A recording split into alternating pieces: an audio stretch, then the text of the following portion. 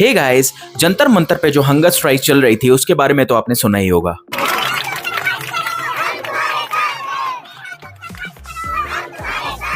उसको लीड कर रहे थे सोनम वांगचुक। आजकल ये इंस्टाग्राम, यूट्यूब की हर रील, हर शॉर्ट्स, हर फीड पे छाए हुए हैं। पर ये हंगर स्ट्राइक है किस बारे में? उससे भी पहले ये जानते हैं कि आखिर सोनम वांगचुक हैं कौन। तो सोनम वांगचुक लद्दाख से हैं। तो ये एक वेल नोन इंजीनियर हैं, एजुकेशन रिफॉर्मर हैं, एनवायरमेंटलिस्ट हैं और एक सोशल एक्टिविस्ट भी हैं। इन्हें काफी सारे रिकॉग्निशंस भी मिले हैं, जैसे कि Asia's Nobel prize, that is Ramon Magsaysay award. इन्होंने सेकमॉल भी फाउंड किया है, that is student educational and cultural movement of Ladakh, और भी काफी कुछ। इसके साथ ही ये भी कहा जाता है कि 3 इडियट्स में आमिर खान वाला character, that is Phunsukh Wangdu, Sonam Wangchuk की रियल लाइफ से इंस्पायर्ड है। Although recently Aamir Khan clarified that his character was not solely inspired by Sonam Wangchuk's life, और उस वक्त वो उनसे मिले भी नहीं थे। अब सच क्या है ये तो फिल्म के मेकर्स ही जाने। You were inspired by a certain person?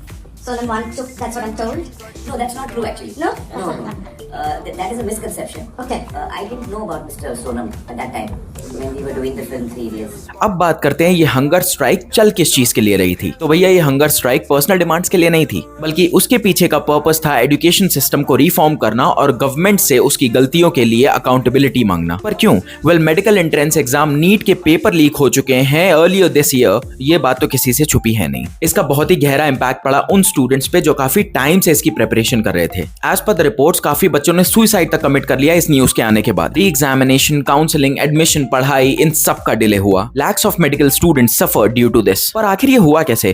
इतना इंपॉर्टेंट एग्जाम जिसपे बच्चों का फ्यूचर डिपेंडेंट है, आखिर लीक कैसे हो गए इसके पेपर्स? इसी की accountability Sonam Wangchuk current government से मांग रहे हैं, और ये लोग union education minister Dharmendra Pradhan का रेजिग्नेशन डिमांड कर रहे थे, जो अब इनको मिल चुका है। As per the recent reports, Dharmendra Pradhan has resigned from his post. इस हंगर स्ट्राइक में सोनम के सपोर्ट में बॉलीवुड के काफी सारे सेलिब्रिटीज आ चुके थे। विशाल डडलानी, इमरान खान, सोनाक्षी सिन्हा, स्वरा भास्कर, प्रकाश राज, शबाना आजमी, नसीरुद्दीन शाह, फातिमा सना शेख, ऋतिक रोशन, आमिर खान की एक्स वाइफ किरण राव और भी बहुत सारे लोग। पहले यह हंगर स्ट्राइक काफी पीसफुली चल रही थी, फिर अचानक कुछ दिन बाद ही हर सेलिब्रिटी, हर सोशल मीडिया हैंडल, हर जगह इस हंगर स्ट्राइक की बातें चलने लगी। हर सेलिब्रिटी, हर सोशल मीडिया इन्फ्लुएंसर इस हंगर स्ट्राइक को सपोर्ट करता नजर आ रहा था। फिर देखते ही देखते इस हंगर स्ट्राइक के साथ हजारों की पॉपुलेशन में स्टूडेंट्स भी जुड़ते चले गए, और ये खबरें आने लगी कि जंतर मंतर पे हो रही इस हंगर स्ट्राइक में देश विरोधी नारे लग रहे हैं, और इस हंगर स्ट्राइक को राइट विंग वाले लोग बॉयकॉट करने लगे, क्योंकि इस हंगर स्ट्राइक को सपोर्ट करने वालों की लिस्ट में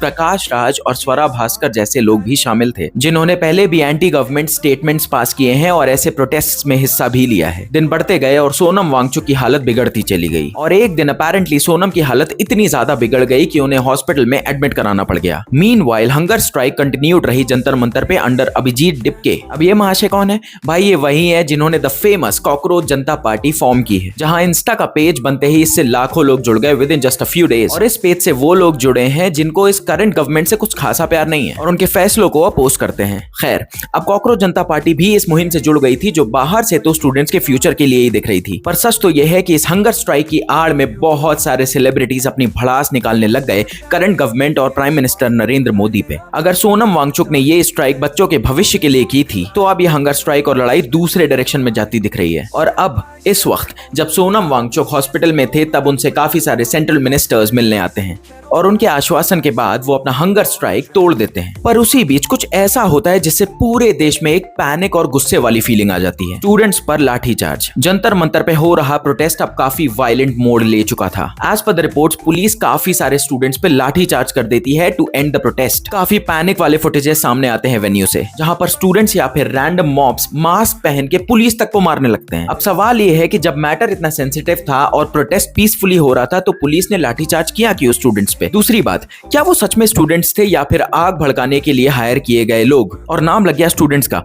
क्या ये मोदी और करंट गवर्नमेंट को गिराने की कॉन्स्पिरेसी थी? वेल, जो भी था अच्छा नहीं था, और अब तो सेलिब्रिटीज भी इस मैटर पे खुल के बोलने लगे हैं। अब स्वरा भास्कर, प्रकाश राज और सोनाक्षी सिन्हा जैसे सेलिब्रिटीज की कितनी क्रेडिबिलिटी है? हमारे जब जवान शहीद होते हैं तब तो कुछ बोलते नहीं है, और ये मैटर उनको अपना पर्सनल लग रहा है। मैं किसकी साइड हूँ? जो सही है। और सही क्या है, और ये डिसाइड कौन करेगा कि सही है क्या? इस वक्त सही ये है कि स्टूडेंट्स की सेफ्टी टॉप मोस्ट प्रायोरिटी होनी चाहिए, एंड यस, गवर्नमेंट को अकाउंटेबल होना पड़ेगा स्टूडेंट्स के फ्यूचर को सेफगार्ड करने के लिए। पर यह बात भी सच है कि मैं इन भाड़े के टट्टुओं पे जरा भी भरोसा नहीं करता, जो अगर ये गवर्नमेंट सही स्टेप्स भी ले तब भी क्रैब मेंटालिटी लेके पीछे आ जाते हैं। Guys, which side are you on? ये आप खुद ही डिसाइड। वीडियो में। Bye bye.